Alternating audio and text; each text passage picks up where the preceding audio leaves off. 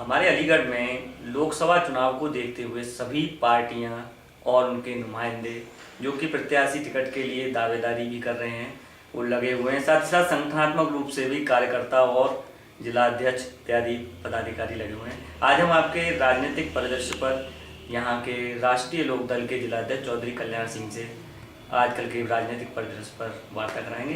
तो चौधरी साहब, क्योंकि यहाँ पर अलीगढ़ में इस समय कांग्रेस अपने स्तर से प्रत्याशी घोषणा करने ही वाली है और जबकि राष्ट्रीय लोकदल भी यहाँ सक्रिय है, तो क्या राष्ट्रीय लोकदल अपना प्रत्याशी यहाँ खड़ा करेगा?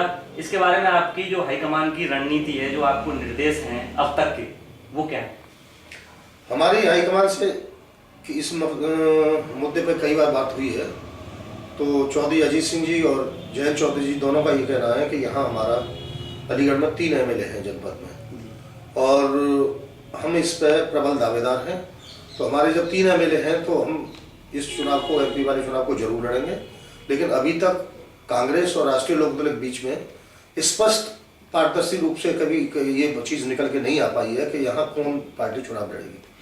लेकिन जहाँ तक प्रश्न है कि हम अपने हाईकमान से बात करते हैं तो वो हमसे तो सिर्फ यही निर्देश देते हैं कि अलीगढ़ लोकसभा क्षेत्र का चुनाव हमारा हक बनता है और हम ही इस चुनाव को लड़ेंगे।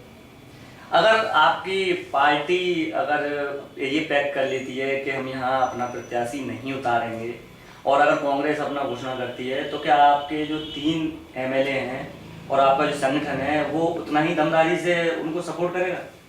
नहीं, इसमें तो कोई दो राय नहीं कि हमारी हाईकमान का निर्देश अगर होता है और हमारे हिस्से में ये सीट नहीं आती और कांग्रेस चुनाव लड़ती है तो साझेदारी के रूप में हम निश्चित रूप से अपने हाईकमान के निर्देशों को पालन करेंगे और हम कांग्रेस के जो भी प्रत्याशी होगा उसका साथ देंगे।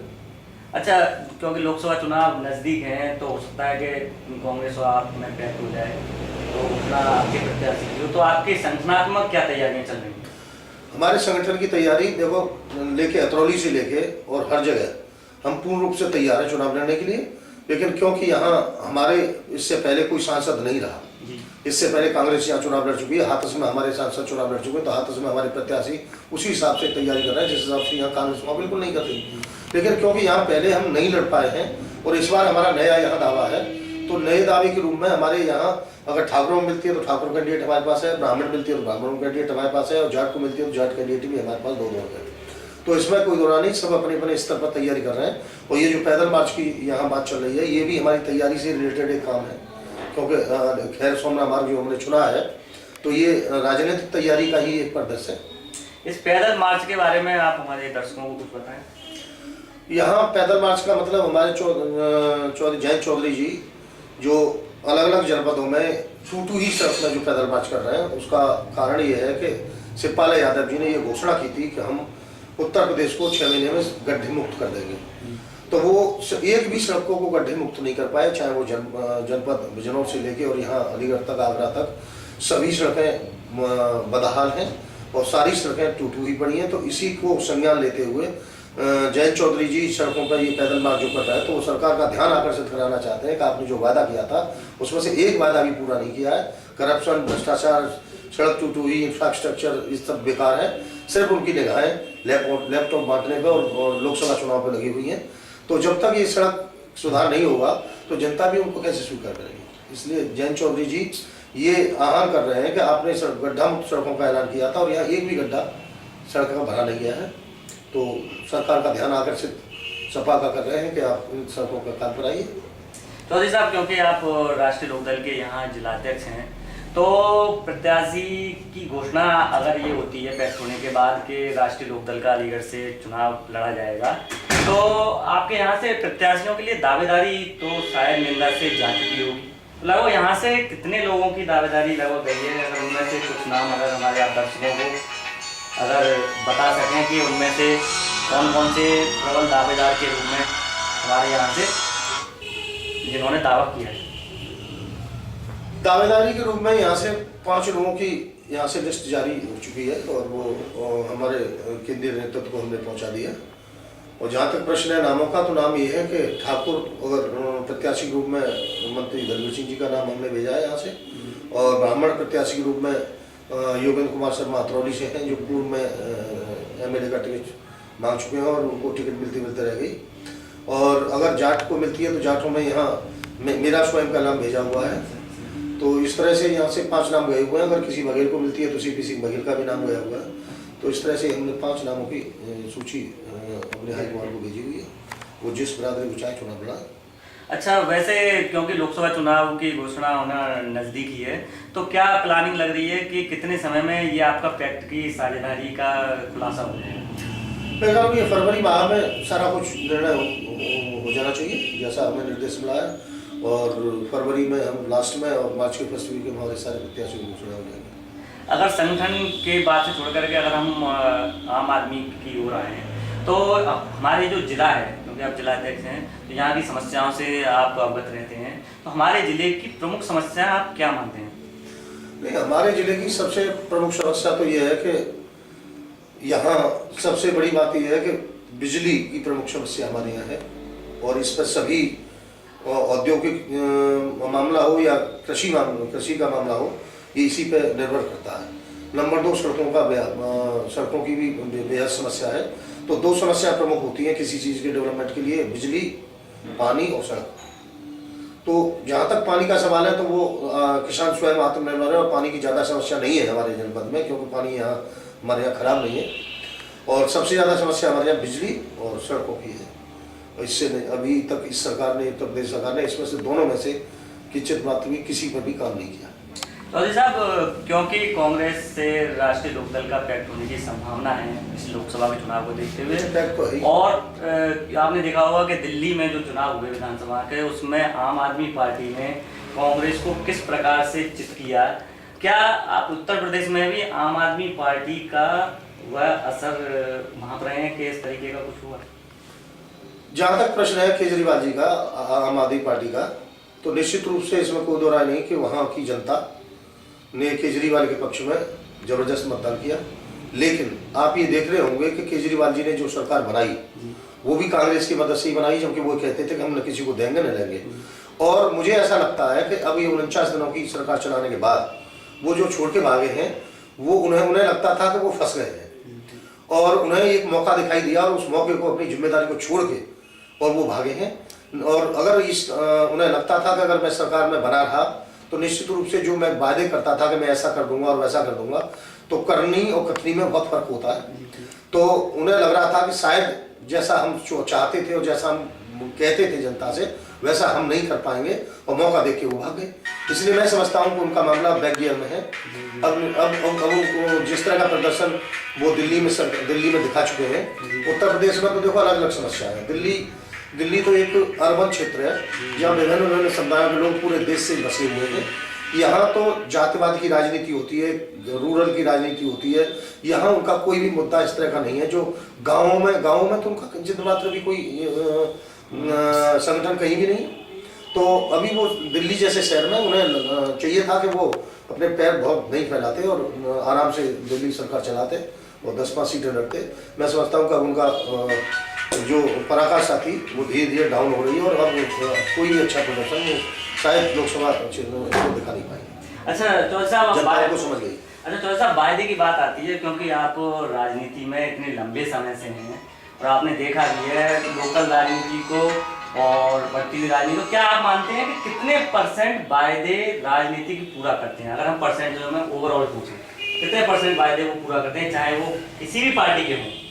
मैं पार्टी को इंगित नहीं कर रहा, कितने % वायदे पूरा करते हैं? नहीं, इसमें कोई हो रहा नहीं कि राजनीतिक पार्टियां जितना वायदे करती हैं और उनमें से शायद ही कोई पार्टी अपने पूरे वायदे पूरा कर पाती है। लेकिन लोगों को भरोसा था कि केजरीवाल जो वायदे कर रहे हैं ये राजनीतिक पार्टी नहीं थी। इन्होंने तो अन्ना हजारे के साथ आंदोलन करते हुए और जिस रास्ते पे आए हैं, निश्चित रूप से डिफरेंट उनका पर्सनैलिटी दिखाई जनता को दी। लेकिन वो भी उसी पैटर्न पर जा रहे थे जिस पैटर्न पर सारी और राजनीतिक पार्टियां रहती हैं। तो बात यह है कि काम करना, सारे लोगों को संतुष्ट कर देना, ये भी बहुत आसान काम नहीं है। और उम्मीद है कि हमारी पार्टी को कभी ऐसा मौका नहीं मिला। हमारी पार्टी को मौका जब भी मिला है, चौधरी साहब से लेकर आज तक, उन्होंने किसानों के लिए, गरीबों के लिए, उत्थान के लिए तमाम कानून और काम किए हैं, किसानों के लिए काम करें। तो हम लोगों को मौका मिला तो हम दिखाएंगे कि किस तरह से काम होता है। तो साहब, मैं आज आपसे एक अजीब क्वेश्चन, आप समझेंगे उसको। मैं ये कर रहा, आज मेरा एक कांग्रेस के कार्यकर्ता से, बड़ा ही शुरुआती कार्यकर्ता है, उससे मेरी बातचीत चल रही थी। तो वही बातचीत पे मैं आपको यही पूछना चाहूँगा कि कोई भी राजनेता जो इस समय एमएलए है, एमपी है, एमएलसी है, वो आगे अपनी पार्टी में अगर कोई चुनाव हो रहा है तो वो ऐसा क्यों होता है कि वो अपनी पत्नी को टिकट दिलवाता है, उसके लिए प्रयासरत रहता है, अपने भाई को टिकट दिलवाता है, अपने भतीजे को टिकट दिलवाता है, आखिर वो अपने संगठन में अन्य कार्यकर्ता जो उसकी क्वालिफिकेशन रखता है, मापदंड जो रखता है, उसको आगे क्यों नहीं वो आगे बढ़ाना चाहता। आप इसको मतलब आप पटाल सवाल तो है, परंतु ये कार्यकर्ताओं के लिए जो कार्यकर्ता डंडे खाते हैं राजनेताओं के लिए, आखिर उनको क्यों नहीं मौका दिया जाता। बस हमारे देश की ये विडंबना है, आपने बहुत अच्छा प्रश्न किया, कि ज़्यादातर पार्टियों में जब नेता इस लेवल पर पहुंच जाते हैं कि वो पार्टी में अहम बन जाते हैं, तो निश्चित रूप से वो अपने कार्यकर्ताओं की और अपने सहयोगियों को मौका देने के बजाय वो अपने भाइयों को, अपनी पत्नियों को इस तरह का मौका देते हैं। और निश्चित रूप से ये क्या कहना चाहिए, मतलब ये तुष्टीकरण की तो नीति दूसरी चीज़ होती है, परिवारवाद। ये परिवारवाद जो कांग्रेस के ऊपर ब्लेम लगाते हैं लोग कि परिवारवाद की पराकाष्ठा है। तो हर आदमी यही सोचता है कि अपना कोई भी, हमारे देश में ये सबसे बड़ी कमी ये है, हमारे पर्सनैलिटी जो डेवलप हो रही है आम जनता की, आम जनता से ही लोग नेता बनते हैं और नेता ही आम जनता से आते हैं। तो हम लोगों में ये बहुत बड़ी कमी है कि हम अपना ही सोचते हैं। हमें निश्चित रूप से उन कार्यकर्ताओं का बिल्कुल ध्यान रखना चाहिए जो पार्टी को बहुत मजबूत करते हैं। अगर ऐसा होने लगे तो पार्टी और देश बहुत मजबूत होगा। ये गलत बात है, इस परिवारवाद नहीं होना चाहिए। और यहाँ पे आम आदमी पार्टी की बात हो गई, अब एक जो कड़ा एक दावेदार है प्रधानमंत्री पद के लिए नरेंद्र मोदी भाजपा की ओर से, तो भाजपा के नरेंद्र मोदी का नमो नमः कितना हमारे यूपी में लोकसभा चुनावों में चलेगा, इस पर आप क्या कहें? बड़ा इम्पोर्टेंट प्रश्न है आपका, लेकिन राजनीतिक रूप से हर पार्टी के नेताओं से जब आप बात करेंगे तो निश्चित रूप से उनका कहना यही होता है कि वो हर अपनी पार्टी को ही मजबूती की बात करते हैं। लेकिन इसमें कोई दौरा नहीं है कि आम जनता में जब हम जाते हैं तो भाजपा का तो नहीं, लेकिन मोदी के रूप में आम जनता ज़्यादा उत्साह है आजकल, और ऐसा सोचती है कि इन कांग्रेस के और अन्य पार्टियां जो केंद्र में रही हैं और जिनकी सत्ता रही है राज्यों में, तो वो सबको देख चुकी है। वो ये देखना चाहते हैं कि शायद मोदी ही कुछ कर पाए। तो ये हमारे राजनेताओं की बहुत बड़ी कमी रही है कि वोट प्राप्त करने के लिए जातिवाद को और तुष्टीकरण की ये नीति जो अपना रहे हैं उससे जनता त्रस्त है। इसलिए वो भाजपा के मोदी को न पसंद करके इनसे परेशान है। जितना भी राजनीतिक नेतृत्व चल रहा है इनसे परेशान होने के बाद वो अब एक रास्ता तलाश करती है कि इस बार मोदी को देख लें। नहीं, ऐसा नहीं है कि हमारी पार्टी तो बहुत छोटी पार्टी है। निश्चित रूप से हम कह सकते हैं कि हमारी पार्टी के लिए कोई ऐसा हम तो सिर्फ पश्चिम उत्तर प्रदेश में चुनाव लड़ते हैं और निश्चित रूप से पश्चिम उत्तर प्रदेश में आज भी हम सबसे मजबूत हैं। तो सिर्फ यही कारण है कि लोग परेशान रहते हैं और निश्चित रूप से राजनीति में जिन नेताओं को जैसा काम करना चाहिए वो काम तो करते नहीं जनता का, बस अपनी सीट बचाने के चक्कर में और जातिवाद की राजनीति करते रहते हैं। तो जनता परेशान है। जनता को नया विकल्प चाहिए तो उसे मोदी के रूप में देख रही है इस बार। अगर चौधरी जी यहाँ पर अगर कांग्रेस और राष्ट्रीय लोकदल का इस तरीके का पैक्ट बना के यहाँ पर राष्ट्रीय लोकदल का प्रत्याशी घोषित होना चाहिए, और अगर उसमें आपका नाम अगर बतौर प्रत्याशी अगर घोषित होता है, तो आप अलीगढ़ के लिए ऐसा क्या वायदा करेंगे जो पूरा हो सकेगा?